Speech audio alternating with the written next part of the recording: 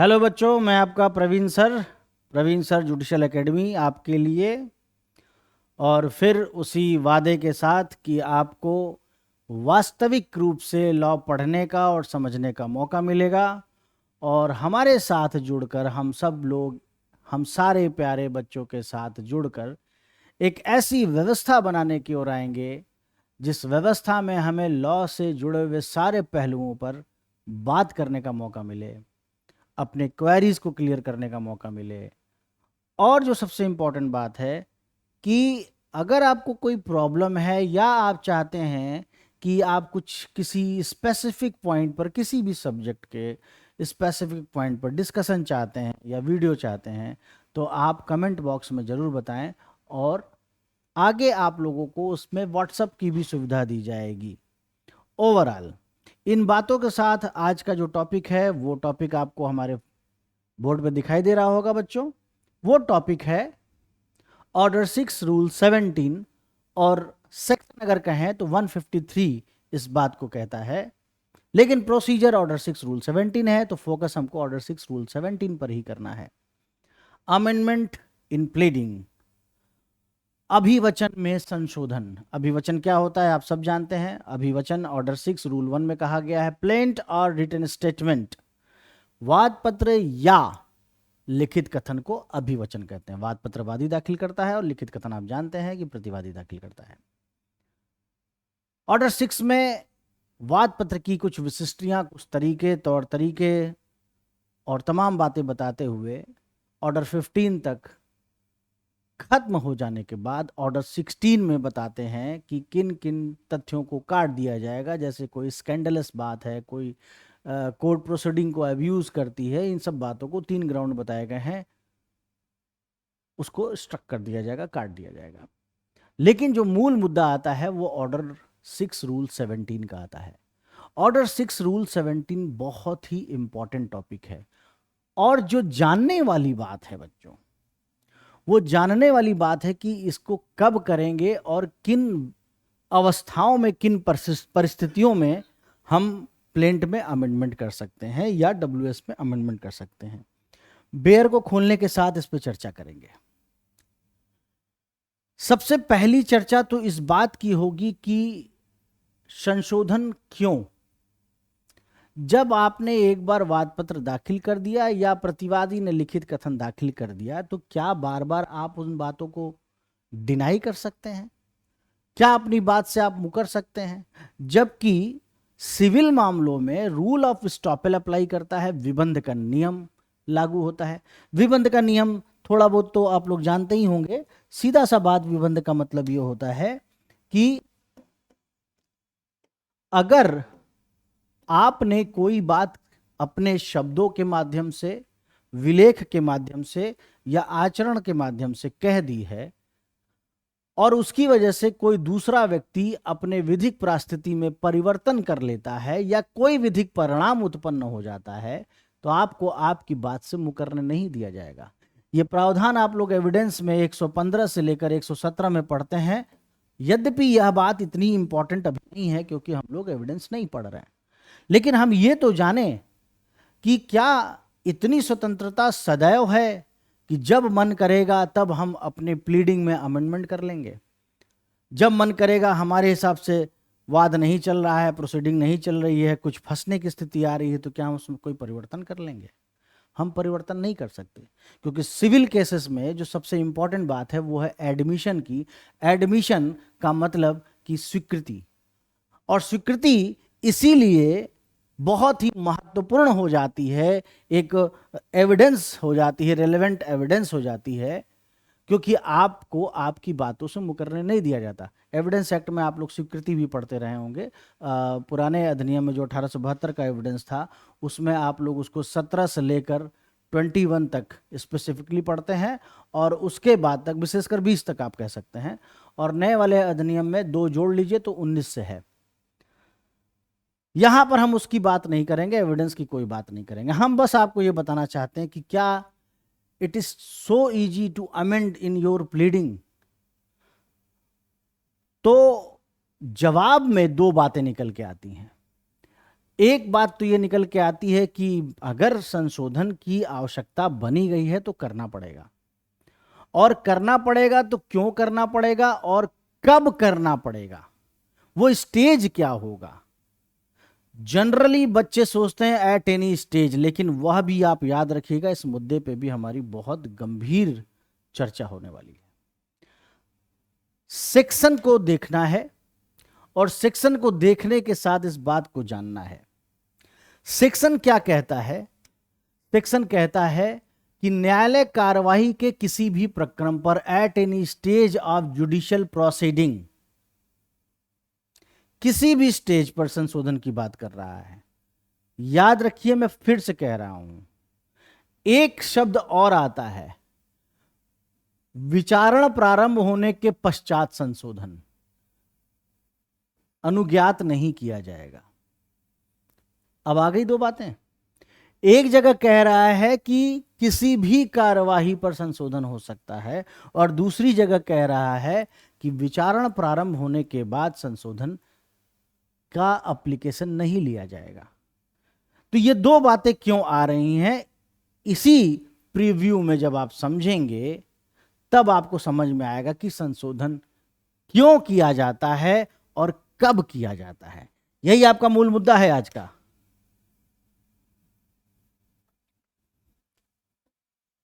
संशोधन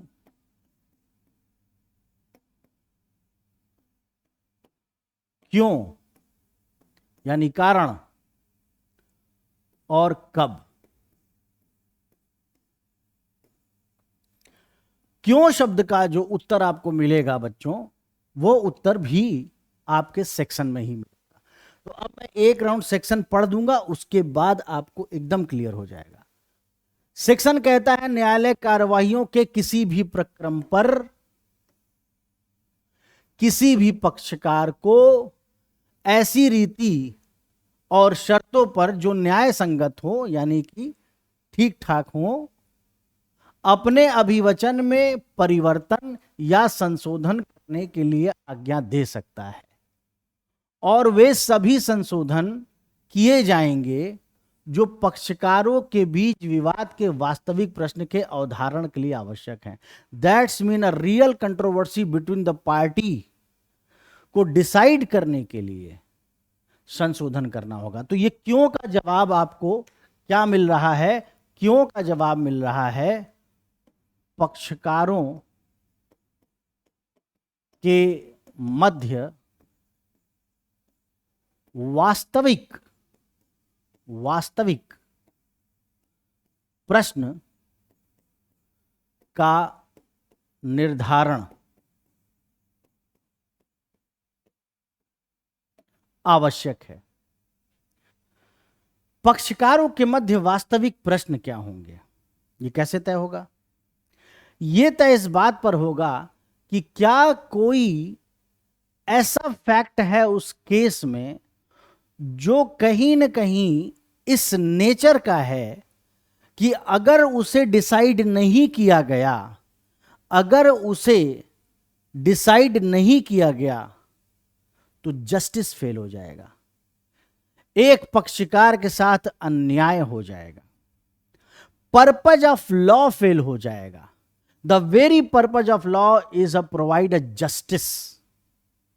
अगर संशोधन नहीं किया गया तो किसी पक्षकार को अपने फैक्ट को रखने का जो राइट है, opportunity of hearing natural justice का रूल आडि आल्ट्रम पाटम, सुनवाई का अवसर विफल हो जाएगा। अगर संशोधन नहीं करने दिया गया तो कोई आवश्यक पक्षकार उस वाद से पृथक हो जाएगा। अगर संशोधन नहीं किया गया तो बेनिफिशरीज अपने लिए न्याय नहीं मांग सकेंगे। अगर संशोधन नहीं किया गया तो वादी और प्रतिवादी के बीच में जिन तथ्यों को, जिन मुद्दों को लेकर असल में लड़ाई है, उस पर कोई भी जजमेंट नहीं हो पाएगा। संशोधन करने के लिए सबसे महत्वपूर्ण जो शब्द है वह शब्द है real controversy between the party, पक्षकारों के मध्य वास्तविक प्रश्न। इंग्लिश में भी देखिए बहुत सरल तरीके से लिखा हुआ है, for the purpose of determining the real question in controversy between the party. पक्षकारों के बीच में वास्तविक समस्या क्या है, वास्तविक विवाद क्या है, यह कैसे तय होगा। अब बात यह भी आती है, पहले नहीं याद था? पहले भी तो याद था, पहले भी तो बोल सकते थे, बिल्कुल बोल सकते थे, लेकिन पहले ड्यू डिलिजेंसी से भी हम उस बात को उठा नहीं पाए थे। हम पूरा प्रयास किए थे, लेकिन हम जब ट्रायल शुरू हुआ उसके पहले ये बात हम उठा नहीं पाए थे। दो बातें निकल के आ रही हैं, किसी भी स्टेज पर तब आपको यह मौका मिलेगा रियल कंट्रोवर्सी डिसाइड करने के लिए, किसी भी स्टेज पर तब आपको मौका मिलेगा रियल कंट्रोवर्सी डिसाइड करने के लिए अमेंडमेंट करने का, जब ट्रायल शुरू होने के पहले आप चाहकर भी वो अमेंडमेंट नहीं ला पाए। आप चाहते थे अमेंडमेंट करना, आपकी इच्छा थी अमेंडमेंट करने की, लेकिन आप उसको कर नहीं पाए। तो दो बातें निकल के आई। दो बातों में जो सबसे महत्वपूर्ण बात है कि संशोधन। क्यों संशोधन? इसलिए क्योंकि पक्षकारों के बीच न्याय हो सके, पक्षकारों के बीच जो वास्तविक प्रश्न है, जो वास्तविक विवाद है, उसका निस्तारण हो सके। और वह क्या हो सकता है? वह आवश्यक पक्षकार छूट गया,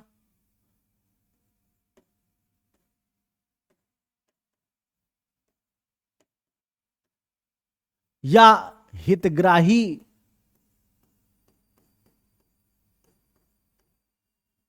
उसमें शामिल नहीं थे। ए और बी की लड़ाई है, ठीक है, लेकिन जो बेनिफिशरीज हैं उनकी कोई बात नहीं किया। मान लो ट्रस्ट का मामला है, तो ऑथर ऑफ ट्रस्ट और ट्रस्टी के बीच में मान लो मुकदमा हो गया, बेनिफिशरीज के लिए ट्रस्ट बनाया गया, हितग्राहियों के लिए। अगर आप उसको नहीं लोगे तो असली मुद्दा ही नहीं डिसाइड होगा, क्योंकि मामला तो हितग्राही बताएगा ना कि हाँ ये सही थे या ये सही थे, हमारा कल्याण हो रहा था कि नहीं हो रहा था। अगर कोई क्रूशियल एविडेंस है, कोई साक्ष्य है, उसका निस्तारण नहीं हो पाएगा। वो साक्ष्य तब तक नहीं आ पाएगा जब तक कि उस साक्ष्य से संबंधित कोई तथ्य न बताएं। जैसे मान लो कि हम कहते हैं कि ये प्रॉपर्टी हमको वसीयत में मिली है, तो वसीयत में मिली है ये बात हम उसमें शो नहीं कर पाए, हम खाली कब्जे की बात किए। तो वसीयत की बात अगर हम शो नहीं किए तो अमेंडमेंट डालना पड़ेगा ना, क्योंकि अगर वसीयत की बात हम नहीं किए तो हम वसीयत से जुड़ा हुआ जो साक्ष्य है, यानी जो वसीयत है, वो हम लाएंगे कैसे? कंट्रोवर्सी कैसे दूर होगी? मूल रूप से इसका जो उद्देश्य है वह है न्याय की प्राप्ति। न्याय बच्चों तब तक नहीं मिल सकता जब तक कि सारे तथ्य न्यायालय के सामने स्पष्ट न हो।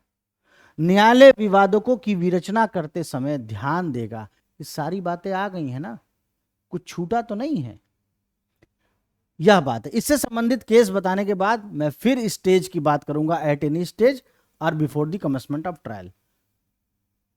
केस पर हम लोग थोड़ा सा चर्चा कर लेंगे।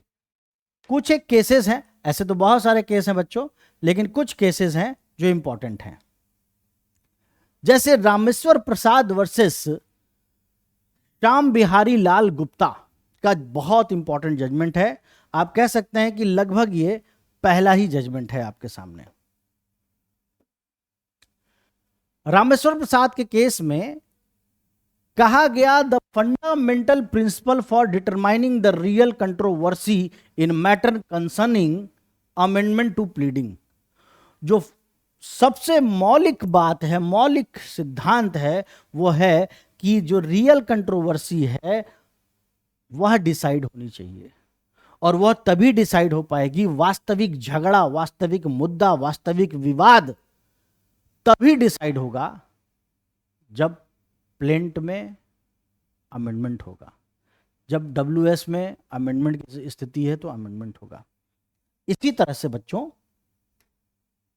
बीके नारायण पिल्लई वर्सेस परमेश्वरन पिल्लई 2000 का जजमेंट है।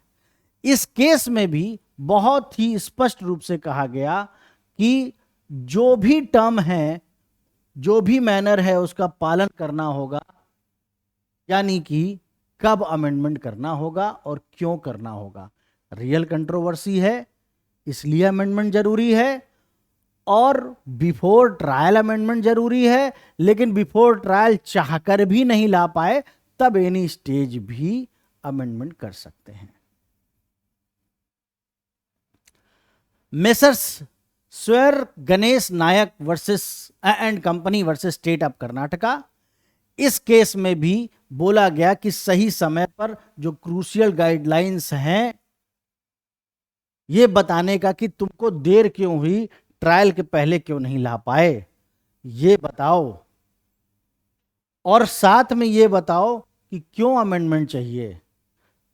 अमेंडमेंट अगर सच में पक्षकारों के बीच के प्रश्न को अवधारण करने के लिए आवश्यक है, न्याय के उद्देश्य को स्थापित करने के लिए आवश्यक है, तो मौका देंगे। ITC limited versus Jubilant Food Works limited 2017 का जजमेंट है। लगभग वही बातें इसमें कही गई, लेकिन जो इसके बाद का जो जजमेंट है, दो जजमेंट बड़े महत्वपूर्ण हैं। वह जजमेंट है life insurance corporation of India versus Sanjeev builder private limited का। This recent judgement emphasises that amendment should be allow if they don't cause injustice.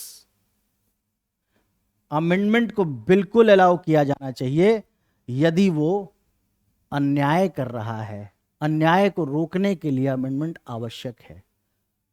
Reinforcing the liberal approach toward amendment, well ठीक है, पक्षकारों के अधिकारों को protect करने के लिए, बचाने के लिए अमेंडमेंट जरूरी है। और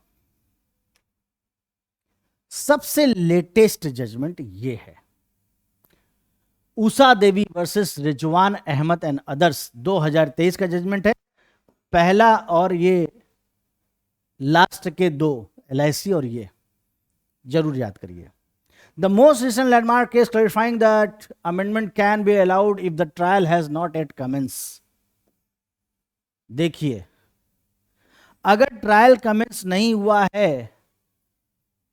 एग्जामिनेशन एविडेंसेस के आधार पर, अमेंडमेंट कैन बी अलाउ हो सकता है if the trial has not yet commenced, यदि ट्रायल अभी शुरू नहीं हुआ है एविडेंस को एग्जामिन करने के द्वारा।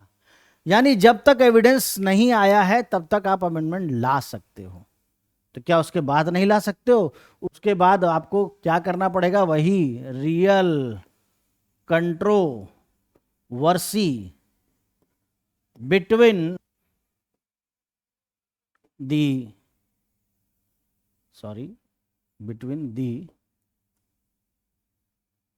parties. You have to show through your application. फिर से सेक्शन पे आ जाते हैं, लास्ट टाइम अच्छे से समझते हैं। न्यायालय किसी भी प्रकरण पर अनुमति कब देगा? फिर से याद रखिए, न्यायालय किसी भी प्रकरण पर अनुमति कब देगा? जब विचारण प्रारंभ होने के बाद आपने आवेदन किया, विचारण प्रारंभ होने के पूर्व आप चाहकर भी उस बात को नहीं उठा सके। यानी कि असल बात क्या आपको समझ में आनी चाहिए बच्चों? असल बात वो समझ में आनी चाहिए जो मैंने आप लोगों को बोला, क्यों तो हो गया, कब? कब? तब जब विचारण प्रारंभ होने के आपको संशोधन करना चाहिए, पूर्व संशोधन, संशोधन करना होगा। परंतु कुछ गलत किया है मैंने,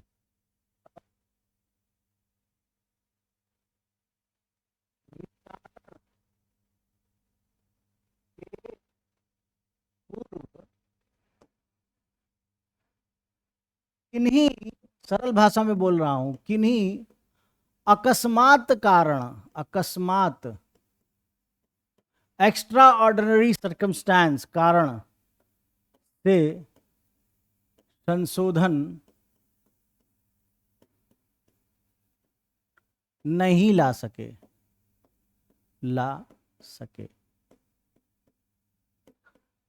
तब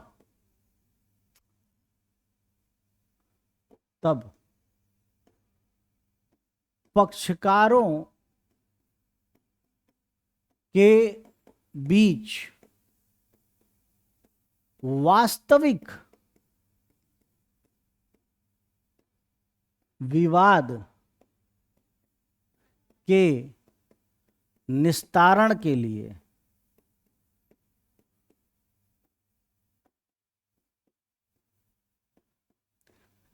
न्यायालय की अनुमति से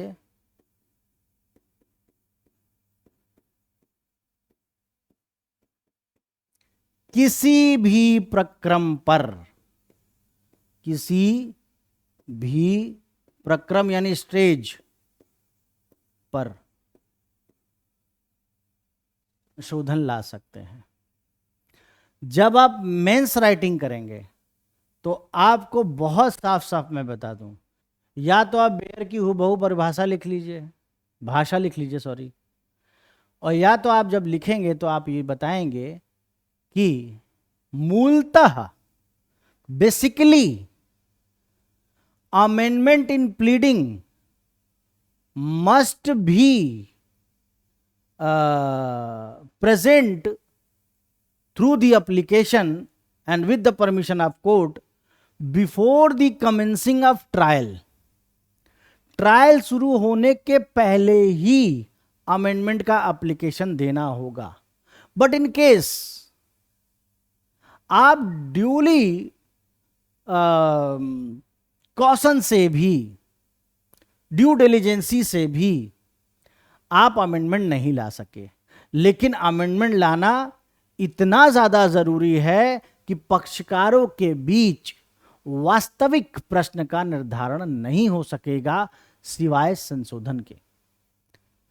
and in such circumstance whenever you proved to the court that in this case a real control between the party must be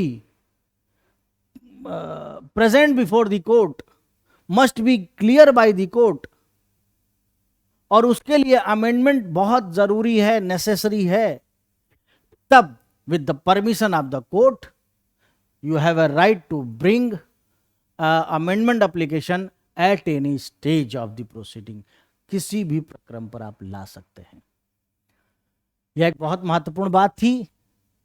हाँ, एक बात बस आपको और जान लेनी है, सॉरी, वो बात यह है कि ऑर्डर 6 रूल 18 ये कहता है कि 14 दिन जब न्यायालय आपको मौका दे देगा अमेंडमेंट करने का, तो 14 दिन के अंदर आपको अमेंडमेंट कर देना होगा।